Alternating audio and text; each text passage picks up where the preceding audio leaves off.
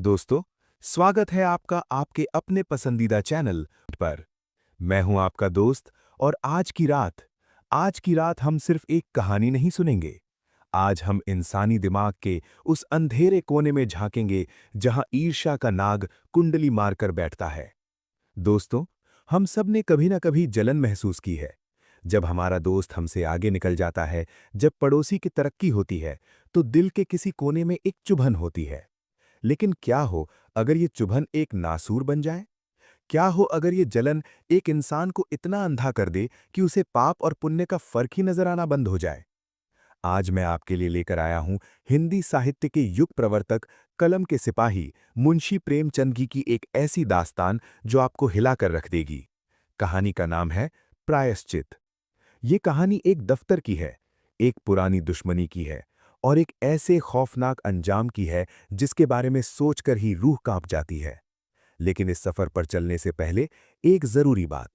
अगर आप चाहते हैं कि हम ऐसी ही दुर्लभ और लंबी कहानियां आपके लिए लाते रहें, तो अभी के अभी लाइक का बटन दबा दीजिए। इस वीडियो पर हमें कम से कम 50,000 लाइक्स चाहिए, क्योंकि आज की कहानी बहुत खास है। हमारे मेंबर्स के लिए हम लाते हैं वो कहानियां जो इतिहास के पन्नों में कहीं गुम हो गई हैं। तो चलिए, दिल थाम लीजिए, हेडफोन लगा लीजिए, दुनिया के शोर को म्यूट कर दीजिए, क्योंकि अब शुरू होने वाला है प्रायश्चित। कहानी की शुरुआत होती है बरेली शहर के जिला बोर्ड के दफ्तर से। दोस्तों, आपने सरकारी दफ्तर तो देखे ही होंगे, जहां वक्त अपनी मर्जी से चलता है।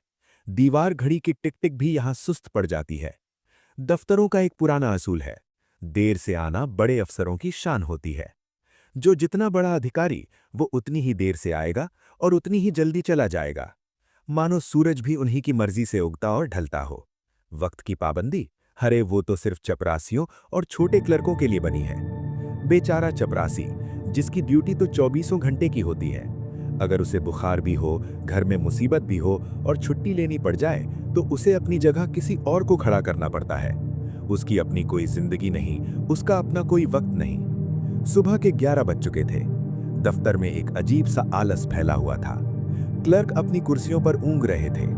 फाइलों पर जमी धूल हवा में उड़ रही थी। तभी बाहर बग्घी के रुकने की आवाज आई।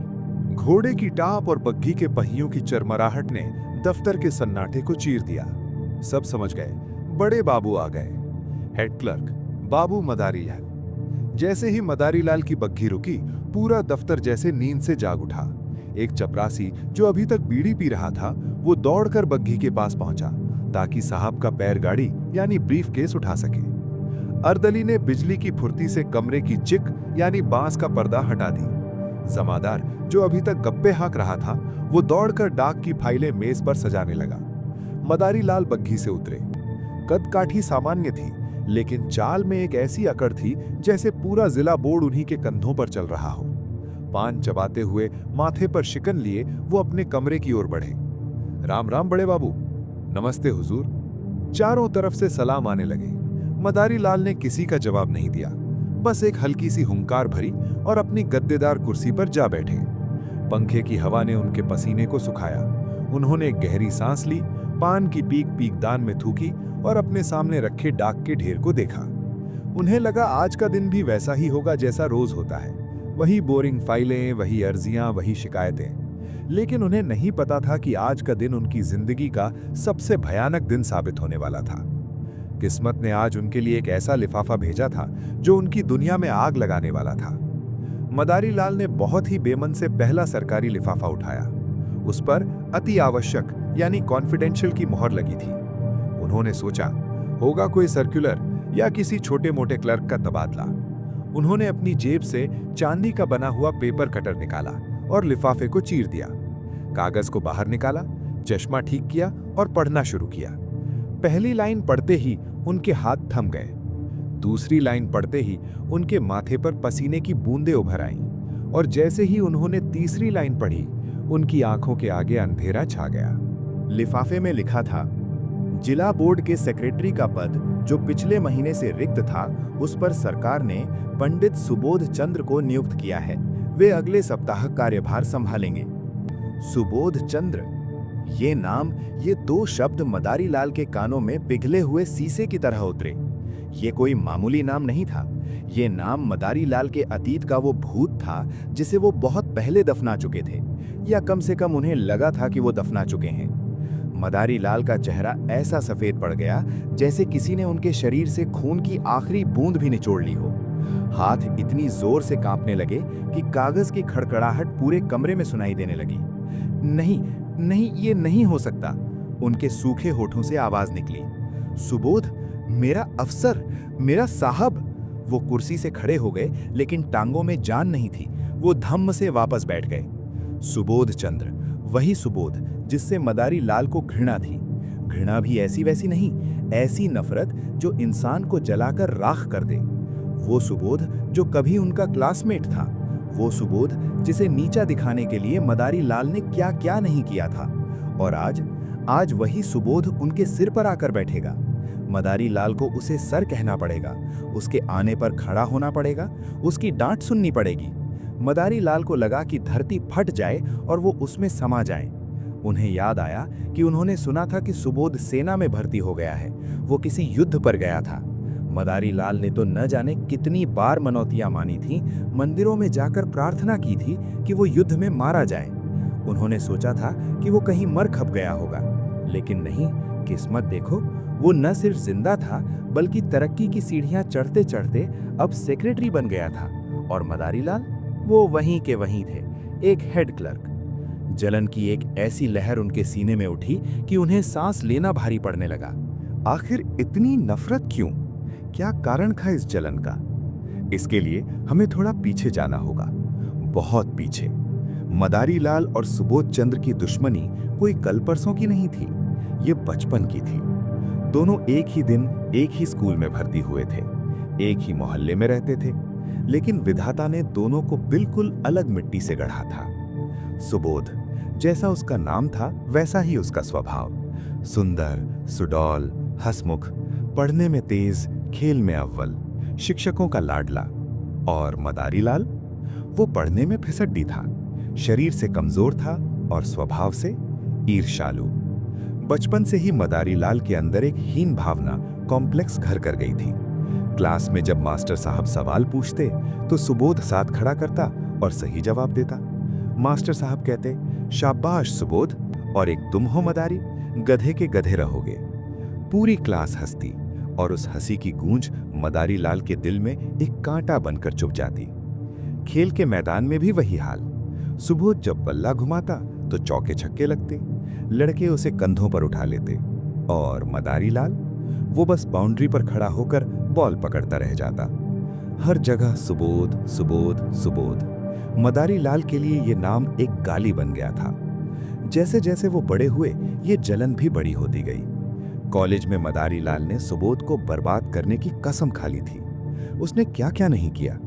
याद है वो किस्सा जब सुबोध के हॉस्टल के कमरे से घड़ी चोरी हुई थी? वो घड़ी चोरी नहीं हुई थी, मदारी लाल ने उसे सुबोध के तकिए के नीचे छिपा दिया था ताकि वो चोर साबित हो जाए। लेकिन सुबोध की किस्मत का सितारा इतना बुलंद था कि वो बच निकला। वार्डन ने समझा कि सुबोध ने घड़ी सुरक्षित रखने के लिए वहां रखी होगी। उल्टा सुबोध की तारीफ हो गई।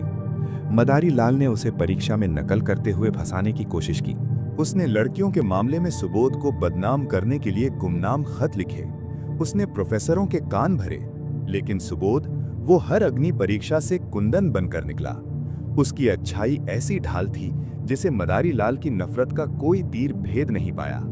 और अंत में सुबोध डिग्री लेकर गोल्ड मेडल लेकर पास हुआ और मदारी लाल, वो फेल हो गया। मजबूरी में मदारी लाल को ये क्लर्की की नौकरी करनी पड़ी और सुबोध आगे की पढ़ाई और फिर सेना में चला गया। तब जाकर मदारी लाल को चैन मिला था।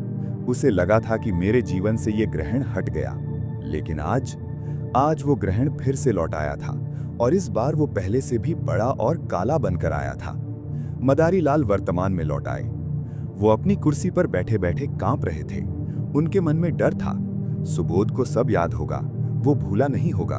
वो जानता है कि मैंने उसे कॉलेज से निकलवाने के लिए क्या क्या चालें चली थीं। अब जब वो मेरा अफसर बनकर आ रहा है तो क्या वो बदला नहीं लेगा? जरूर लेगा। इंसान हूं मैं, वो भी इंसान है। शक्ति हाथ में आते ही पुराना हिसाब चुकता करेगा। वो मुझे नौकरी से निकालेगा, मुझे जलील करेगा। डर इंसान को बहुत खतरनाक बना देता है दोस्तों, और मदारी लाल तो पहले से ही ईर्ष्या में जल रहे थे। उन्होंने तय किया, इससे पहले कि सुबोध वार करे, मैं उसके लिए जमीन तैयार कर दूं। मैं इस दफ्तर को उसके लिए नरक बना दूंगा। तभी पास खड़े एक क्लर्क, जिसका नाम रामू था, उसने पूछा, क्या हुआ बड़े बाबू? चेहरा उतरा हुआ लग रहा है, कोई बुरी खबर है क्या? मदारी लाल ने अपनी आंखों में एक शातिराना चमक भरी। उन्होंने चेहरे पर एक बनावटी गंभीरता ओढ़ ली। वो धीरे से बोले, ताकि पूरा हॉल सुन सके। बुरी खबर तो नहीं कहूंगा रामू, लेकिन तुम लोगों के लिए चिंता की बात जरूर है। पूरे दफ्तर के कान खड़े हो गए। सब अपना काम छोड़कर बड़े बाबू की तरफ देखने लगे। क्या बात है हुजूर? दूसरे क्लर्क ने पूछा। मदारी लाल ने नाटकीय अंदाज में कहा, नए सेक्रेटरी साहब आ रहे हैं, सरकार का हुक्म आ गया है। और फिर वो दिन भी आ गया जिस दिन सुबोध चंद्र को आना था। स्टेशन पर पूरा दफ्तर मौजूद था, हार फूल लेकर। लेकिन यह स्वागत खुशी से नहीं, डर से हो रहा था। सबके चेहरे पर हवाइयां उड़ रही थीं। सब ऐसे खड़े थे जैसे किसी शेर के पिंजरे के सामने खड़े हों। मदारी लाल सबसे आगे खड़े थे, चेहरे पर एक बनावटी मुस्कान चिपकाए हुए। ट्रेन प्लेटफॉर्म पर रुकी, धुआं छटा।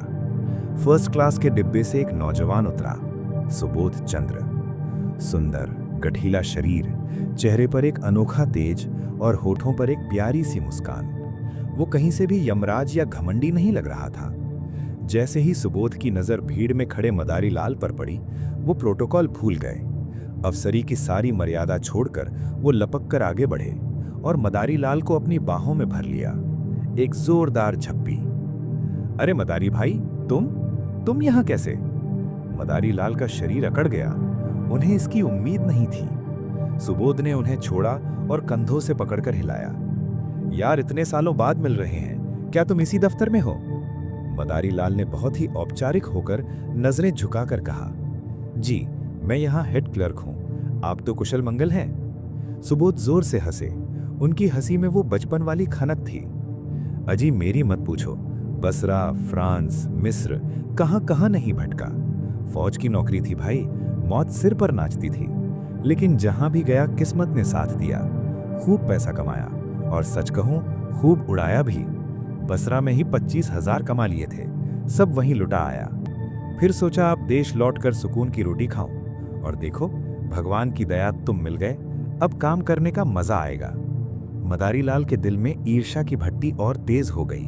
मन ही मन सोचा, धोखेबाज, 25,000 कमा लाया और उड़ा भी दिए। 25,000, यहाँ हम पूरी जिंदगी कलम घिसते घिसते मर गए और 500 भी बैंक में जमा न कर पाए, और ये आदमी हवा में पैसे उड़ा रहा है। किस्मत तो इस पापी की ही अच्छी है। लेकिन चेहरे पर वही चिकनी चुपड़ी मुस्कान रखकर बोले, हुजूर, ये सब दफ्तर के कर्मचारी हैं, आपको सलाम करने आए हैं। सुबोध ने उन डरे हुए क्लर्कों की तरफ देखा।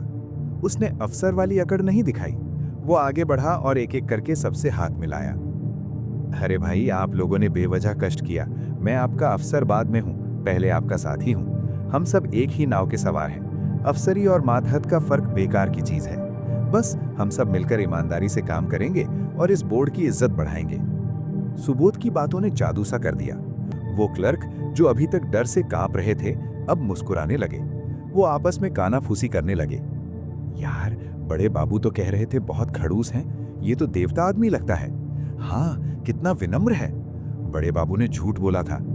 मदारी लाल ने ये सब देखा और उनका खून खौल गया। सुबोध ने पहले ही दिन अपनी अच्छाई से मदारी लाल के बुने हुए जाल को काट दिया था। ये मदारी लाल की पहली हार थी, और ये हार उन्हें बर्दाश्त नहीं थी। दोस्तों, मदारी लाल की पहली चाल तो नाकाम हो गई। सुबोध चंद्र ने अपनी सादगी से सबका दिल जीत लिया। लेकिन याद रखिए, घायल नाग और भी खतरनाक होता है। मदारी लाल अब चुप नहीं बैठने वाला। अब वो एक ऐसा षड्यंत्र रचेगा, एक ऐसा जाल बिछाएगा जिसमें सुबोध की अच्छाई ही उसकी सबसे बड़ी कमजोरी बन जाएगी। क्या होगा जब मदारी लाल की नजर सुबोध के पैसों पर पड़ेगी? क्या होगा जब एक दोस्त की पीठ में खंजर घोंपेगा? हमने देखा कि कैसे बचपन का दोस्त और अब दफ्तर का हेड क्लर्क बाबू मदारी लाल ईर्ष्या की आग में जल रहा है। उसने पूरी कोशिश की कि दफ्तर के लोगों को नए सेक्रेटरी सुबोध चंद्र के खिलाफ भड़का दे। उसने सुबोध को यमराज और घमंडी बताया। लेकिन सुबोध चंद्र ने आते ही अपनी विनम्रता और सादगी से सबकी बोलती बंद कर दी। मदारी लाल का पहला वार खाली गया। लेकिन दोस्तों, कहते हैं ना, शैतान कभी सोता नहीं है। मदारी लाल की हार ने उसकी नफरत को कम नहीं किया, बल्कि उसे और भड़का दिया। अब वो सिर्फ सुबोध को बदनाम नहीं करना चाहता, अब वो उसे बर्बाद करना चाहता है। आज के इस भाग में आप देखेंगे एक ऐसा षड्यंत्र जो भरोसे का कत्ल कर देगा। आज एक दोस्त की पीठ में खंजर घोंपेगा। चलिए दफ्तर का दरवाजा फिर से खोलते हैं। सुबोध चंद्र को आए हुए कुछ हफ्ते बीत गए थे। दफ्तर का माहौल पूरी तरह बदल चुका था। वो दफ्तर जहां पहले डर और सुस्ती का राज था, अब वह काम भी होता था और हंसी भी गूंजती थी। सुबोध बाबू अफसर कम और बड़े भाई ज्यादा लगते थे। अगर किसी क्लर्क से गलती हो जाती तो वो डांटने के बजाय समझाते। देखो भाई, सरकारी काम है, जनता का पैसा है, हम गलती करेंगे तो जनता का क्या होगा। वो अपने मातहतों के सुख दुख में शरीक होते। किसी चपरासी का बच्चा बीमार होता तो अपनी जेब से पैसे दे देते। दफ्तर के लोग सुबोध की पूजा करने लगे थे। हीरा आदमी है भाई, भगवान ऐसे अफसर सबको दें। लेकिन इस खुशमिजाज माहौल में एक शख्स था जो कोने में बैठा जहर के घूंट पी रहा था, बाबू मदारी लाल। सुबोध की हर तारीफ मदारी लाल के सीने में सुई की तरह चुभती थी। उन्हें लगता था कि ये सब सुबोध का नाटक है, ढोंगी कहीं का, ये सब दिखावा है। देखना, एक दिन इसका असली रूप सामने आएगा। वो मन ही मन बुदबुदाते। मदारी लाल ने अपनी चालें बंद नहीं की थी। वो अब भी कोशिश करते थे। कभी क्लर्कों को भड़काते, अरे साहब मीठा बोलकर तुमसे ज्यादा काम ले रहे हैं, समझ नहीं रहे हो तुम लोग। कभी बोर्ड के सदस्यों के कान भरते, सेक्रेटरी साहब आजकल दफ्तर में कम और पार्टियों में ज्यादा दिखते हैं। कभी ठेकेदारों से मिलकर सुबोध को फंसाने की कोशिश करते। लेकिन सुबोध की ईमानदारी का कवच इतना मजबूत था कि मदारी लाल का हर वार उसे छू कर निकल जाता। उल्टा मदारी लाल की ही थू-थू होने लगी थी। लोग समझने लगे थे कि बड़े बाबू जलते हैं। मदारी लाल अब दफ्तर में अकेले पड़ गए थे, और एक अकेला, हताश और ईर्ष्यालु इंसान सबसे खतरनाक होता है। और फिर वो मनहूस दिन आया। दोपहर का समय था। दफ्तर में सन्नाटा था। आधे लोग लंच करने गए थे, आधे ऊँघ रहे थे। सुबोध चंद्र अपने केबिन में बैठे कुछ काम कर रहे थे। तभी उन्हें किसी जरूरी काम से बाहर जाना पड़ा। शायद कलेक्ट्रेट से बुलावा आया था या कोई मिलने आया था। सुबोध अपनी कुर्सी से उठे, टोपी लगाई और केबिन से बाहर निकल गए। जल्दबाजी में या शायद अपने स्वभाव के मुताबिक अत्यधिक भरोसे में उन्होंने अपना केबिन खुला छोड़ दिया। मदारी लाल जो अपनी सीट से बाज की तरह नजर गड़ाए बैठे थे, उन्होंने सुबोध को जाते हुए देखा। मदारी लाल की नजर मेज के बीचों बीच रखी एक चीज पर पड़ी। उन्हें किसी काम से सुबोध के केबिन में जाना था। एक मिसिल फाइल दिखानी थी। मदारी लाल फाइल लेकर केबिन में दाखिल हुए। कमरा खाली था, कुर्सी खाली थी, लेकिन मेज खाली नहीं थी। मदारी लाल की नजर मेज के बीचों बीच रखी एक चीज पर जम गई। वहां फाइलों के नीचे दबे हुए नहीं, बल्कि खुले में नोटों का एक मोटा पुलिंदा रखा हुआ था। 5,000 रुपए। उस जमाने में 5,000 रुपए का मतलब था एक आम आदमी की पूरी जिंदगी की कमाई। एक आलीशान मकान बन सकता था, कई शादियां हो सकती थी। ये सरकारी पैसे थे जो शायद किसी ठेकेदार को भुगतान करने के लिए बैंक से मंगाए गए थे। मदारी लाल के कदम ठिठक गए। उन्होंने इधर देखा, उधर देखा, कोई नहीं था। चपरासी बाहर बरामदे में बीड़ी पी रहा था, अर्दली पानी लाने गया था। मदारी लाल और उन नोटों के बीच सिर्फ हवा थी। उनके दिमाग में एक युद्ध छिड़ गया। एक आवाज आई, नहीं मदारी, ये चोरी है, ये पाप है, तू हेड क्लर्क है, चोर नहीं। लेकिन तभी दूसरी आवाज आई, वो ईर्ष्या की आवाज, वो शैतान की आवाज। उसने कहा, यही मौका है मदारी, देख भगवान ने तुझे मौका दिया है। ये पैसा मत देख, ये सुबोध की इज्जत है। अगर ये पैसा गायब हो गया तो सुबोध बर्बाद हो जाएगा। उसे गबन के इल्जाम में जेल होगी। उसकी सारी हेकड़ी, सारी शराफत मिट्टी में मिल जाएगी। उठा ले इसे, बदला ले अपने अपमान का। मदारी लाल का गला सूख गया, माथे पर पसीना बहने लगा। नफरत जीत गई, ईमानदारी हार गई। उन्होंने झपट कर अपना हाथ बढ़ाया, नोटों की वो गड्डी उठाई। एक पल के लिए उन्हें लगा जैसे वो जलते हुए अंगारे उठा रहे हों, लेकिन अगले ही पल उन्होंने उस गड्डी को अपनी शेरवानी की गहरी जेब में डाल लिया। दिल इतनी जोर से धड़क रहा था मानो छाती फाड़कर बाहर आ जाएगा। उन्होंने जल्दी से एक फाइल उठाई और उसे पलटने का नाटक करने लगे, ताकि अगर कोई आ जाए तो लगे कि वो काम कर रहे हैं। लेकिन कोई नहीं आया। अब मदारी लाल के दिमाग ने शातिराना चाल चलना शुरू किया। चोरी तो कर ली, अब बचने का रास्ता बनाना था। वो केबिन से बाहर निकले, चेहरे पर गुस्सा और झुंझलाहट ओढ़ ली। बरामदे में खड़े क्लर्क रामू को डांटते हुए बोले, मदारी लाल गुस्से में चिल्लाते हुए, अरे तुम लोग क्या भांग खाकर सो रहे हो? सेक्रेटरी साहब बाहर गए हैं और उनका कमरा चौपट खुला पड़ा है। कोई भी अंदर घुस सकता है। मेज पर सरकारी कागज पड़े हैं, पैसे पड़े हो सकते हैं। देखिए दोस्तों, इसे कहते हैं चोर मचाए शोर। जिसने अभी अभी चोरी की है वही सुरक्षा का पाठ पढ़ा रहा था। क्लर्क बेचारा घबरा गया। जी बड़े बाबू, अभी बंद करता हूं। क्लर्क ने दौड़कर सेक्रेटरी साहब के केबिन के दोनों दरवाजे बंद कर दिए। मदारी लाल ने एक गहरी सांस ली। उनकी चाल कामयाब हो गई थी। अब गवाह तैयार थे कि जब मदारी लाल ने कमरा देखा तो वो खुला था और उन्होंने उसे बंद करवाया, यानी वो तो वफादार हैं। मदारी लाल अपनी कुर्सी पर आकर बैठ गए। जेब में रखे वो 5,000 रुपए उन्हें भारी लग रहे थे। उन्होंने इधर उधर देखा, फिर धीरे से अलमारी खोली। पुराने कागजों के ढेर के नीचे सबसे पीछे उस गड्डी को छिपा दिया और अलमारी को ताला लगा दिया। चाबी अपनी जेब में डाली और ऐसे बैठ गए जैसे कुछ हुआ ही ना हो। लेकिन उनके चेहरे पर एक अजीब सी डरावनी मुस्कान थी। उन्होंने सोचा, आने दे अब सुबोध को, आज उसकी शराफत का जनाजा निकलेगा। करीब 2 घंटे बाद बग्घी की आवाज आई। सुबोध चंद्र लौट आए। वो बहुत खुश लग रहे थे। शायद बाहर काम अच्छा हुआ था। वो अपने केबिन की तरफ बढ़े। देखा दरवाजे बंद हैं। सुबोध ने आवाज दी, अरे भाई, मेरा कमरा किसने बंद कर दिया? क्या मुझे दफ्तर से निकाल दिया गया? वो मजाक कर रहे थे। उन्हें अंदाजा भी नहीं था कि अंदर क्या हो चुका है। मदारी लाल अपनी कुर्सी से उठे। उनके चेहरे पर अब वही पुराना विश्वसनीय दोस्त वाला मुखौटा था। वो सुबोध के पास गए और बड़ी विनम्रता से बोले, मदारी लाल साहब, माफ कीजिएगा, मैंने ही बंद करवाया। आप जब भी बाहर जाएं, चाहे 1 मिनट के लिए सही, दरवाजा बंद कर दिया करें। जमाना खराब है साहब, आपकी मेज पर जरूरी चीजें रहती हैं। मैंने सुना आप बाहर गए हैं और कमरा खुला है तो डर गया, इसलिए बंद करवा दिया। सुबोध चंद्र मुस्कुराए। उन्होंने मदारी लाल के कंधे पर हाथ रखा। सुबोध, शुक्रिया मदारी भाई, तुम जैसा दोस्त और निगरान हो तो मुझे किस बात का डर? तुम हो ना। सुबोध के ये शब्द, तुम हो ना, मदारी लाल के गाल पर तमाचे की तरह पड़े। लेकिन मदारी लाल इतना गिर चुका था कि उसे अब शर्म भी नहीं आ रही थी। सुबोध केबिन के अंदर गए। मदारी लाल अपनी जगह पर खड़े रहे, सांस रोके हुए। अब धमाका होगा, अब सुबोध ने अपनी कुर्सी संभाली, सिगार जलाया। उन्हें अभी तक नोटों का ध्यान नहीं आया था। मदारी लाल का दिल बैठा जा रहा था। अरे, ये देख क्यों नहीं रहा? तभी एक ठेकेदार जिसका नाम सरदार सिंह था, वो सलाम करता हुआ अंदर घुसा। ठेकेदार, सलाम साहब, आपने 2 बजे बुलाया था पेमेंट के लिए। सुबोध, अरे हाँ, आओ आओ सरदार सिंह, मैंने तुम्हारे पैसे मंगा कर रखे हैं, रसीद लाए हो?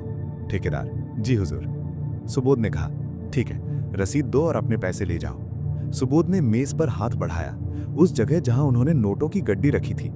हाथ खाली रहा, वहां सिर्फ लकड़ी की मेज थी। सुबोध ने फाइल हटाई, नहीं थे। पेपर वेट हटाया, नहीं थे। दराज खोली, नहीं थे। सुबोध के चेहरे से हंसी गायब हो गई। माथे पर पसीने की बूंदें चमकने लगी। उन्होंने कुर्सी के नीचे देखा, मेज के पीछे देखा। यहीं तो रखे थे, अभी तो रखे थे। दिल की धड़कनें बेतहाशा बढ़ने लगी। उन्होंने जोर से आवाज लगाई, मदारी बाबू, जरा इधर आइएगा। मदारी लाल बाहर खड़े इंतजार ही कर रहे थे। वो दौड़े हुए अंदर आए, चेहरे पर बनावटी घबराहट लेकर। मदारी लाल, जी साहब, क्या हुआ? सुबोध कांपती आवाज में, मदारी, यहां मेज पर नोट रखे थे, तुमने देखे क्या? पूरे 5,000 थे। अभी बैंक से चपरासी लाया था, मैंने यहीं रखे थे। मदारी लाल ने अपनी आंखें फाड़ ली, गजब की एक्टिंग की। हैं? नोट मेज पर? हे भगवान, मुझे तो पता भी नहीं था। मैंने तो कमरा खुला देखा तो बंद करवा दिया। मुझे क्या पता था कि उसमें नोट रखे हैं। आपने अच्छी तरह देख लिया? सुबोध, पूरा देख लिया भाई, कहीं नहीं है। 15 मिनट से ढूंढ रहा हूं। चपरासी से पूछो, अर्दली से पूछो, कोई अंदर आया था क्या? मदारी लाल ने सिर पीट लिया। गजब हो गया साहब, 5,000 रुपए, ये तो बड़ी रकम है, सरकारी पैसा है। मैंने तो रामू से कहकर दरवाजा बंद करवाया था। उससे पहले कौन आया कौन गया भगवान जाने। ये दफ्तर है साहब, यहाँ तरह तरह के लोग आते हैं। मैंने आपको पहले ही आगाह किया था कि जरा सावधान रहिए। सुबोध कुर्सी पर ढह गए। 5,000 रुपए, ये सिर्फ पैसा नहीं था, ये उनकी साख थी, उनकी इज्जत थी। अगर ये पैसा नहीं मिला तो बोर्ड के सामने वो क्या जवाब देंगे? लोग कहेंगे कि नया सेक्रेटरी गबन कर गया, अखबारों में नाम आएगा, बदनामी होगी। सुबोध ने मदारी लाल की आंखों में देखा, एक डूबते हुए इंसान की तरह। सुबोध, मदारी, अब मैं क्या करूं? मेरे पास तो बैंक में भी इतने पैसे नहीं हैं कि भर दूं। मैंने तो सब उड़ा दिए थे। अगर ये पैसा नहीं मिला तो मैं कहीं मुंह दिखाने लायक नहीं रहूंगा। मदारी लाल ने सुबोध के कंधे पर हाथ रखा, सांत्वना दी, लेकिन अंदर ही अंदर वो जश्न मना रहे थे। मदारी लाल, हिम्मत रखिए साहब, पुलिस को खबर करते हैं, तलाशी लेते हैं, कहीं न कहीं तो मिलेगा।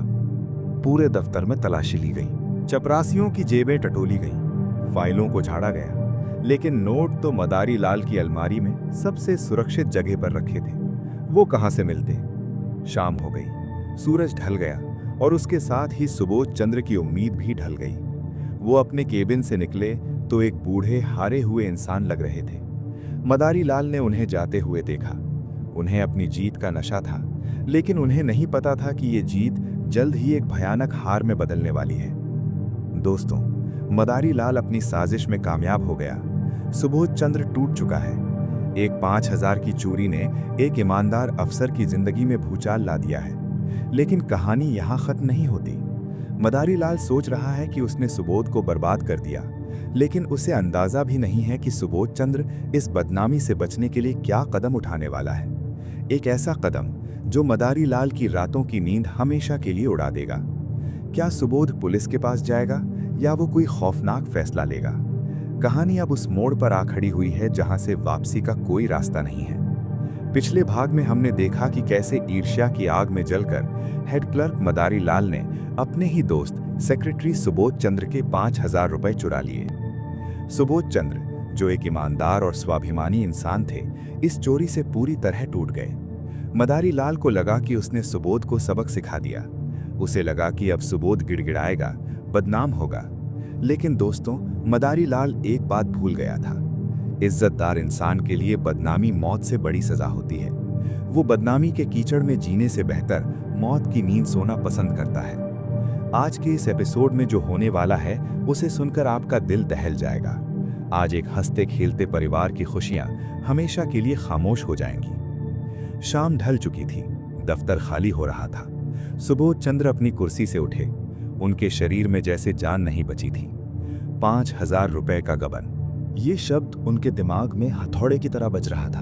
उन्होंने सोचा, कल सुबह जब मैं दफ्तर आऊंगा तो पुलिस खड़ी होगी, मुझसे सवाल पूछे जाएंगे, अखबारों में हेडलाइन छपेगी, जिला बोर्ड के सेक्रेटरी ने किया गबन। लोग थू थू करेंगे। मेरे बच्चे स्कूल कैसे जाएंगे? मेरी पत्नी समाज में सिर कैसे उठाएगी? वो दफ्तर से बाहर निकले। मदारी लाल वहीं बरामदे में खड़े थे, अपनी जीत का मजा लेते हुए। सुबोध ने मदारी लाल की तरफ देखा। उनकी आंखों में गुस्सा नहीं था, सिर्फ एक गहरी उदासी थी। सुबोध कांपती आवाज में, मदारी भाई, चलता हूं, शायद अब कल मुलाकात ना हो। मदारी लाल को लगा कि सुबोध शायद नौकरी छोड़ने की बात कर रहे हैं। उन्होंने मन ही मन हंसते हुए कहा, हाँ हाँ जाओ, अब तो तुम्हें जेल में ही मुलाकात होगी। लेकिन जुबान से बोले, अरे नहीं साहब, हिम्मत रखिए, सब ठीक हो जाएगा, घर जाइए, आराम कीजिए। सुबोध ने एक फीकी मुस्कान दी और अपनी बग्गी में बैठ गए। मदारी लाल ने उन्हें जाते हुए देखा। उन्हें क्या पता था कि वो एक जिंदा लाश को विदा कर रहे हैं। सुबोध चंद्र घर पहुंचे। उनकी पत्नी रामेश्वरी इंतजार कर रही थी। जैसे ही सुबोध अंदर आए, उन्होंने अपने चेहरे पर एक नकली मुखौटा लगा लिया, खुशी का मुखौटा। वो नहीं चाहते थे कि उनके परिवार को उनकी परेशानी की भनक भी लगे। उन्होंने बच्चों को गले लगाया। सुबोध, अरे मुन्ना, आज स्कूल में क्या किया? गुड़िया, आओ पापा के पास। रामेश्वरी ने देखा कि सुबोध कुछ थके हुए लग रहे हैं। रामेश्वरी, क्या बात है, आज बहुत थके हुए लग रहे हैं, दफ्तर में काम ज्यादा था क्या? सुबोध बात टालते हुए, हाँ बस थोड़ा सिरदर्द है और कुछ नहीं, तुम चाय लाओ। उस रात सुबोध ने वो सब किया जो वो अक्सर करते थे, लेकिन आज हर काम में एक विदाई का भाव था। उन्होंने अपना पसंदीदा हारमोनियम निकाला, उंगलियां बटनों पर थिरकी, एक उदास रूहानी धुन बजने लगी। रामेश्वरी काम करते करते रुक गईं। आज उस संगीत में एक अजीब सा दर्द था। खाना खाने के बाद सुबोध बच्चों के पास लेटे। उन्होंने उन्हें कहानियां सुनाई, उन्हें चूमा। जब सब सो गए तो सुबोध उठे। घड़ी में रात के 2 बज रहे थे। सन्नाटा था। सुबोध अपनी मेज पर गए, एक कागज निकाला और कुछ लिखने लगे। उनकी आंखों से आंसू टपक रहे थे और कागज को भिगो रहे थे। फिर उन्होंने अपनी दराज से एक छोटी सी शीशी निकाली। फौज में रहने के दौरान उन्होंने इसे संभाल कर रखा था, साइनाइड। उन्होंने एक बार फिर अपनी सोती हुई पत्नी और बच्चों को देखा। मुझे माफ करना रामेश्वरी, मैं तुम्हें बदनामी की जिंदगी नहीं दे सकता। मेरे बाद शायद मदारी लाल तुम्हारी मदद कर दे। वो मेरा दोस्त है। और एक ही झटके में सुबोध चंद्र ने वो शीशी खाली कर दी। हारमोनियम का सुर हमेशा के लिए खामोश हो गया। अगली सुबह मदारी लाल अपने घर के बरामदे में बैठे चाय पी रहे थे। वो बहुत खुश थे। उन्होंने रात भर सपने देखे थे कि कैसे पुलिस सुबोध को हथकड़ी पहनाकर ले जा रही है। उन्होंने सोचा, आज दफ्तर में मजा आएगा, आज सुबोध की हेकड़ी निकलेगी। तभी दरवाजे पर धड़ धड़ धड़। मदारी लाल चौंक गए। इतनी सुबह कौन है? उन्होंने दरवाजा खोला। सामने दफ्तर का चपरासी खड़ा था। उसका चेहरा पीला पड़ा हुआ था, सांस फूल रही थी। चपरासी हांफते हुए, बड़े बाबू, गजब हो गया, अनर्थ हो गया। मदारी लाल ने चाय का कप मेज पर रखा। मदारी लाल, क्या हुआ? इतना घबराए हुए क्यों हो? क्या पुलिस आ गई? मदारी लाल को लगा कि पुलिस सुबोध को गिरफ्तार करने आई होगी। नहीं हुजूर, पुलिस तो आई है, लेकिन सेक्रेटरी साहब ने उन्होंने रात को खुदकुशी कर ली। खुदकुशी? ये शब्द मदारी लाल के कानों में बम की तरह फटा। मदारी लाल का दिमाग सुन्न हो गया। क्या बक रहे हो? उन्होंने चपरासी का कॉलर पकड़ लिया। सुबोध मर गया? जी हुजूर, जहर खा लिया। अभी खबर आई है, लाश पड़ी है। पुलिस ने आपको बुलाया है। घर में कोहराम मचा है हुजूर, बीवी बच्चे अनाथ हो गए। मदारी लाल के पैरों तले से जमीन खिसक गई। उन्होंने सुबोध की बर्बादी चाही थी, बदनामी चाही थी, मौत नहीं। उन्होंने सोचा था कि सुबोध नौकरी से निकल जाएगा, गरीब हो जाएगा, लेकिन वो मर जाएगा, ये तो उन्होंने सपने में भी नहीं सोचा था। अचानक वो 5,000 रुपए जो उनकी अलमारी में रखे थे, उन्हें किसी मरे हुए इंसान की हड्डियों जैसे लगने लगे। मदारी लाल नंगे पैर पागलों की तरह सुबोध के घर की तरफ भागे। जैसे ही वो वहां पहुंचे, वहां का मंजर देखकर उनकी रूह कांप गई। पूरे मोहल्ले की भीड़ जमा थी। घर के अंदर से रामेश्वरी की दिल चीर देने वाली चीखें आ रही थीं। उठो, मुझे छोड़कर मत जाओ, मैं इन बच्चों को लेकर कहां जाऊंगी? मदारी लाल भीड़ को चीरते हुए अंदर गए। सामने जमीन पर सुबोध का शरीर पड़ा था। वही सुबोध जो कल शाम तक उनसे हंसकर बात कर रहा था। उसका चेहरा नीला पड़ चुका था, लेकिन होठों पर अब भी एक हल्की सी मुस्कान थी, जैसे वो मदारी लाल से कह रहा हो, देख लो दोस्त, तुमने जीत मांगी थी, मैंने जान दे दी। मदारी लाल के घुटने मुड़ गए। वो दीवार के सहारे खड़े हो गए। उनका दिल कह रहा था, तूने मारा है इसे, तू कातिल है मदारी, ये आत्महत्या नहीं, हत्या है। तभी इंस्पेक्टर ने मदारी लाल को देखा। इंस्पेक्टर, आप ही हेड क्लर्क मदारी लाल हैं? मदारी लाल ने कांपते हुए सिर हिलाया। इंस्पेक्टर, लाश के पास से एक खत मिला है, सुसाइड नोट। ये कलेक्टर साहब के नाम है, लेकिन इसमें आपका भी जिक्र है। मदारी लाल की धड़कन रुक गई। मेरा जिक्र? उन्हें लगा कि अब खेल खत्म। सुबोध ने जरूर लिख दिया होगा कि उसे मदारी लाल पर शक था, या मदारी लाल ने उसे परेशान किया था। अब पुलिस मुझे हथकड़ी पहनाएगी, अब दुनिया देखेगी मेरा असली चेहरा। मदारी लाल ने अपनी आंखें बंद कर ली, सजा के लिए तैयार हो गए। सुनिए, इसमें क्या लिखा है? इंस्पेक्टर ने खत पढ़ना शुरू किया। सेवा में कलेक्टर साहब, मैं सुबोध चंद्र पूरे होशो हवास में ये कदम उठा रहा हूँ। कल मेरे दफ्तर से सरकारी 5,000 रुपए चोरी हो गए। ये मेरी लापरवाही थी। मैं जानता हूँ कि सरकार इसे गबन मानेगी। मैं एक सिपाही रहा हूँ, मैं बदनामी का दाग अपने माथे पर लेकर नहीं जी सकता, इसलिए मैं अपनी जान दे रहा हूँ। मेरी मौत का जिम्मेदार कोई नहीं है, न मेरे दफ्तर का कोई कर्मचारी, न कोई बाहरी। खासकर मेरे हेड क्लर्क और बचपन के दोस्त बाबू मदारी लाल बिल्कुल निर्दोष हैं। मुझे डर है कि पुलिस उन पर शक न करे, वो मेरे भाई जैसे हैं। मैं अपनी पत्नी और बच्चों को भगवान और अपने दोस्त मदारी लाल के भरोसे छोड़कर जा रहा हूँ। मुझे विश्वास है कि मदारी लाल मेरे परिवार को बिखरने नहीं देगा। आपका सुबोध। जरा सोचिए, उस पल मदारी लाल पर क्या गुजरी होगी। जिस इंसान को वो बर्बाद करने पर तुला था, जिसे वो यमराज और घमंडी कहता था, वो मरते मरते भी मदारी लाल को निर्दोष और भाई बता गया। सुबोध ने अपनी मौत के बयान में भी मदारी लाल को पुलिस के शक से बचा लिया। ये बदला नहीं था दोस्तों, ये तमाचा था। सुबोध की अच्छाई का एक ऐसा तमाचा जो मदारी लाल की रूह पर पड़ा था। मदारी लाल को लगा जैसे किसी ने उनके सीने में खंजर घोंप दिया हो। वो 5,000 रुपए, वो ईर्ष्या, वो नफरत, सब अब उन्हें आग के अंगारों जैसे लग रहे थे। तभी सुबोध की विधवा रामेश्वरी ने मदारी लाल को देखा। वो लड़खड़ाते हुए उठी और मदारी लाल के पैरों में गिर पड़ी। रामेश्वरी बिलखते हुए, भैया जी देखिए ये क्या कर गए, वो हमें मझधार में छोड़ गए। वो रात को कह रहे थे कि मेरा दोस्त मदारी लाल है ना, वो कोई ना कोई रास्ता निकाल लेगा। उन्हें आप पर कितना भरोसा था भैया जी, अब हम किसके सहारे जिएंगे। सुबोध के छोटे छोटे बच्चे, जिन्हें अभी पता भी नहीं था कि पिता मर चुका है, वो भी आकर मदारी लाल से लिपट गए। अंकल, पापा क्यों नहीं उठ रहे? मदारी लाल की आंखों के आगे अंधेरा छा गया। उनका गला रुंध गया। वो चाहकर भी रो नहीं पा रहे थे। उनकी आवाज हलक में फंस गई थी। उनके सामने वो लाश थी जिसका कातिल वो खुद थे, और उनके पैरों में वो बच्चे थे जिन्हें उन्होंने अनाथ किया था। उस पल मदारी लाल के अंदर का शैतान तड़प कर मर गया और राख के ढेर से एक पश्चाताप से भरा इंसान पैदा हुआ। दोस्तों, सुबोध चंद्र चला गया अपनी वफादारी और दोस्ती की मिसाल छोड़कर। लेकिन मदारी लाल अब एक जिंदा लाश है। उसके पास वो 5,000 रुपए हैं, लेकिन अब वो रुपए उसे सांप बनकर डस रहे हैं। वो एक कातिल है, लेकिन दुनिया उसे सुबोध का मसीहा समझ रही है। अब मदारी लाल क्या करेगा? क्या वो पुलिस को सच बताकर जेल जाएगा, या वो कोई ऐसा रास्ता चुनेगा जो जेल से भी ज्यादा कठिन है? प्रायश्चित। आखिर असली प्रायश्चित क्या है? उस एक खत ने मदारी लाल की दुनिया बदल दी। अब मदारी लाल के सामने दो रास्ते थे। पहला, वो पुलिस को सच बता दे, कह दे कि मैं ही चोर हूं, जेल चला जाए। दूसरा, वो इस राज को अपने सीने में दफन कर ले और वो करे जो सुबोध उससे चाहता था। उस दिन सुबोध की लाश के पास खड़े मदारी लाल के मन में एक तूफान चल रहा था। उनका मन चीख चीख कर कह रहा था, बोल दे मदारी, बोल दे कि तूने ही पैसे चुराए हैं, अपना पाप कबूल कर ले। लेकिन फिर उनकी नजर सुबोध के अनाथ बच्चों पर पड़ी। उनकी नजर विधवा रामेश्वरी पर पड़ी। मदारी लाल ने सोचा, अगर मैं जेल चला गया तो इनका क्या होगा? इनका सहारा कौन बनेगा? सुबोध ने मुझे भाई मानकर इनकी जिम्मेदारी सौंपी है।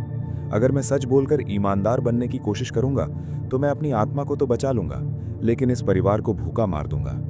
नहीं, जेल जाना आसान था, मुश्किल था बाहर रहकर हर पल उस पाप के बोझ को ढोना। मदारी लाल ने तय कर लिया। उन्होंने अपने आंसू पूछे और कसम खाई, सुबोध, तूने मुझे भाई माना था ना, आज से मैं तेरा भाई ही बनकर दिखाऊंगा। तेरा ये परिवार अब मेरा है। सुबोध चंद्र की अर्थी उठी। हजारों लोग शामिल थे, सब रो रहे थे, लेकिन सबसे ज्यादा अगर कोई रो रहा था तो वो मदारी लाल थे। उनके आंसू रुक ही नहीं रहे थे। लोग सोच रहे थे कि दोस्त के जाने का गम है, लेकिन वो आंसू गम के नहीं, ग्लानि, गिल्ट के थे। जब मुखाग्नि देने का वक्त आया तो कोई नहीं था। सुबोध के बच्चे बहुत छोटे थे। रामेश्वरी बेहोश पड़ी थी। पंडित जी ने पूछा, कौन देगा मुखाग्नि, कौन करेगा क्रियाकर्म? मदारी लाल आगे आए, नंगे पैर, सिर मुंडवाए हुए। मदारी लाल, मैं करूंगा, मैं उसका भाई हूं। मदारी लाल ने सुबोध का दाह संस्कार किया। 13वीं का भोज, पिंडदान, ब्राह्मणों को दान, सब कुछ मदारी लाल ने अपने खर्चे से किया। उन्होंने अपनी बरसों की जमा पूंजी, जो उन्होंने बुढ़ापे के लिए बचाई थी, सब निकाल दी। लोग हैरान थे। मदारी बाबू तो बड़े कंजूस थे, आज दोस्त के लिए पानी की तरह पैसा बहा रहे हैं। उन्हें क्या पता था कि मदारी लाल पैसा नहीं, अपना पाप धो रहे हैं। 13 दिन बीत गए, रस्में पूरी हो गईं। अब हकीकत सामने थी। सुबोध का सरकारी मकान खाली करना था। रामेश्वरी के पास न पैसा था न नौकरी। एक शाम रामेश्वरी ने अपना सामान बांधना शुरू किया। मदारी लाल वहां पहुंचे। मदारी लाल, भाभी ये क्या कर रही हैं? कहाँ जाने की तैयारी है? रामेश्वरी ने अपनी सूजी हुई आंखों से देखा। रामेश्वरी, भैया जी अब यहाँ रहकर क्या करेंगे? आपका इतना कर्ज हो गया है हम पर, अब और बोझ नहीं बनना चाहते। गांव में एक छोटी सी कोठरी है, वहीं चले जाएंगे, मजदूरी कर लेंगे, बच्चों को पाल लेंगे। आपने जो किया उसके लिए हम जिंदगी भर आपके आभारी रहेंगे। ये सुनकर मदारी लाल का कलेजा मुंह को आ गया। जिस परिवार का मुखिया उनकी वजह से मरा हो, वो परिवार मजदूरी करे, ये उनसे बर्दाश्त नहीं हुआ। मदारी लाल ने रामेश्वरी के हाथ से अटैची छीन ली। मदारी लाल, दृढ़ता से। भाभी, सुबोध में खत में क्या लिखा था? उसने आपको मेरे भरोसे छोड़ा है। अगर मैं आपको ऐसे जाने दूं तो ऊपर जाकर उसे क्या मुंह दिखाऊंगा? रामेश्वरी, लेकिन भैया जी, कोई लेकिन नहीं। आज से आप लोग मेरे घर चलेंगे। मेरा घर छोटा जरूर है, लेकिन दिल छोटा नहीं है। सुबोध के बच्चे मेरे बच्चे हैं। जब तक मैं जिंदा हूं, इन्हें किसी चीज की कमी नहीं होने दूंगा। रामेश्वरी रो पड़ी। रामेश्वरी, आप इंसान नहीं देवता हैं भैया जी। सुबोध सही कहते थे, आप सच में उनके सगे भाई से बढ़कर हैं। मदारी लाल का सिर शर्म से झुक गया। दुनिया उन्हें देवता कह रही थी और वो अंदर से जानते थे कि वो क्या है। यही उनका दंड था। एक पापी को देवता की तरह पूजा जाना, ये किसी श्राप से कम नहीं था। वक्त मरहम है, घाव भर देता है। 10 साल बीत गए। आज मदारी लाल के घर में उत्सव का माहौल है। सुबोध की बेटी गुड़िया अब बड़ी हो गई है। आज उसकी शादी है। घर सजा हुआ है, शहनाई बज रही है। मदारी लाल अब बूढ़े हो चुके हैं। कमर झुक गई है, बाल सफेद हो गए हैं, लेकिन वो दौड़ दौड़ कर सारे काम कर रहे हैं। बारातियों का स्वागत कर रहे हैं। उन्होंने अपनी पत्नी के गहने बेच दिए, अपनी जमीन गिरवी रख दी, ताकि गुड़िया की शादी में कोई कमी न रहे। वो बिल्कुल एक पिता की तरह कन्यादान कर रहे हैं। शादी के मंडप में जब गुड़िया विदा होने लगी तो वो मदारी लाल के गले लगकर रोईं। गुड़िया, बड़े पापा, मुझे अपने पापा की याद नहीं आती। आपने मुझे कभी उनकी कमी महसूस नहीं होने दी। मदारी लाल की बूढ़ी आंखों से आंसू बह निकले। उन्होंने आसमान की तरफ देखा। उन्हें लगा जैसे बादलों के बीच सुबोध मुस्कुरा रहा है और कह रहा है, शुक्रिया दोस्त, तुमने अपना वादा निभाया। सब सो गए। शादी निपट गई। मदारी लाल अपने कमरे में अकेले थे। उन्होंने धीरे से अपनी पुरानी अलमारी खोली। कागजों के ढेर के नीचे से उन्होंने एक पुराना पीला पड़ चुका लिफाफा निकाला। उसमें क्या था? उसमें वही 5,000 रुपए थे। जी हाँ दोस्तों, 10 सालों में मदारी लाल ने खुद पर लाखों मुसीबतें झेली। कई बार घर में खाने को नहीं था, कई बार दवा के पैसे नहीं थे, लेकिन उन्होंने उस चोरी के पैसे को छुआ तक नहीं। वो नोट आज भी वैसे ही रखे थे। मदारी लाल के लिए वो नोट धन नहीं थे, वो उनके पाप का स्मारक थे। वो उन्हें रोज याद दिलाते थे कि ईर्ष्या की कीमत क्या होती है। मदारी लाल ने उन नोटों को हाथ में लिया। मदारी लाल स्वगत। सुबोध, मैंने तेरा घर उजाड़ा था, लेकिन मैंने उसे फिर से बसाने में अपनी पूरी जिंदगी लगा दी। मैंने तेरा पैसा नहीं खाया यार। ये पैसा यहीं सड़ जाएगा, लेकिन मैं इसे हाथ नहीं लगाऊंगा। शायद यही मेरा असली प्रायश्चित है। उन्होंने लिफाफा वापस रख दिया और अलमारी बंद कर दी। उनके चेहरे पर आज एक अजीब सा सुकून था, एक शांति थी। पाप का बोझ अब भी था, लेकिन प्रायश्चित के आंसुओं ने उसे हल्का कर दिया था। दोस्तों, मुंशी प्रेमचंद की ये कहानी प्रायश्चित यही खत्म होती है, लेकिन ये अपने पीछे कई सवाल छोड़ जाती है। मदारी लाल ने जवानी में गलती की, पाप किया, लेकिन उन्होंने अपनी बाकी पूरी जिंदगी उस गलती को सुधारने में लगा दी। क्या मदारी लाल को माफ किया जा सकता है? क्या सुबोध के परिवार को पालना और प्यार देना उनके पाप को धोने के लिए काफी था?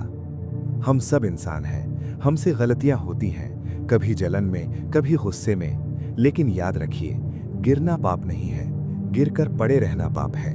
अगर आप में अपनी गलती मानकर उसे सुधारने की हिम्मत है, तो आप भी मदारी लाल की तरह अपना प्रायश्चित कर सकते हैं। सुबोध की अच्छाई जीती या मदारी लाल का पश्चाताप? शायद दोनों, क्योंकि अंत में इंसानियत की जीत हुई। कैसी लगी आपको ये महागाथा? क्या आपकी आंखों में भी आंसू आए? कमेंट में हमें जरूर बताएं, क्या मदारी लाल को माफी मिलनी चाहिए, हाँ या नहीं? अगर इस कहानी ने आपके दिल को छू लिया है तो इस वीडियो को लाइक करना ना भूलें। इसे अपने दोस्तों के साथ शेयर करें ताकि वो भी ईर्ष्या के इस अंजाम को समझ सकें। और हाँ दोस्तों, ऐसी ही गहरी, अनसुनी और दिल को झकझोरने वाली कहानियों के लिए मोहो एंटरटेनमेंट की मेंबरशिप आज ही ज्वाइन करें। ज्वाइन बटन दबाएं और बने हमारे परिवार का खास हिस्सा। वहां हम ला रहे हैं गोदान, कफन और भी कई मास्टरपीस। मैं हूं आपका दोस्त, जल्द मिलूंगा एक नई कहानी के साथ। तब तक के लिए अपने दिल को साफ रखिए और दूसरों की खुशियों में खुश होना सीखिए। जय हिंद, जय भारत।